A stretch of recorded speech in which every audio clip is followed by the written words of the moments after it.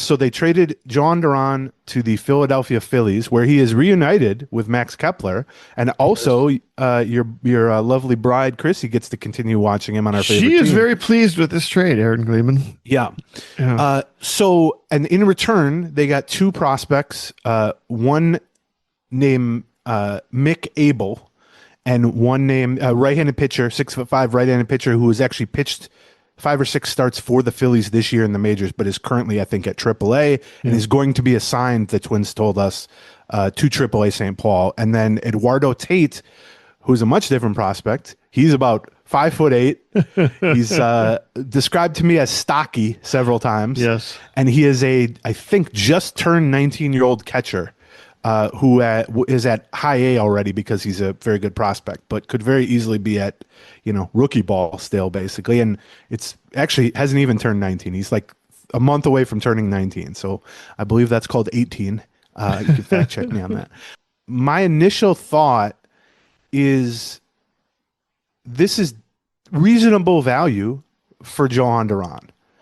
2.5 years. The next 2 months don't have a ton of value to the Twins, but even if it was just those 2 months, they could get considerable value. We just saw Tyler Rogers get traded, Ryan Helmsley get traded for considerable value as rentals. But then he also is 2026 and 2027. So you're basically trading 2.5 years or 2.5 seasons of, I would say, a top 10 reliever in baseball, probably. I think he's established at that point, And I think the value they got, where it's one consensus top 100 prospect in Tate, who I've seen ranked as high as like in the 50s. Yep. And then one, I would say, borderline top 100 prospect in Abel, who is on some lists as a top 100. Some lists he kind of just missed, or actually when he was promoted to the majors, he was removed from a couple lists. That's how some places do their rankings. They don't rank guys once they get to the majors.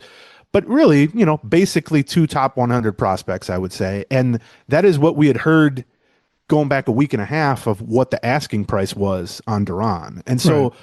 I think they hit that. Like, they checked the box. It's definitely not a light return, but I guess what I keep coming back to is the notion, we had heard some rumors about that. We had maybe talked to some people, and also just our opinion on it, I think, was they don't just need to get, 100 cents on the dollar to make it logical to trade Duran 2.5 years before free agency.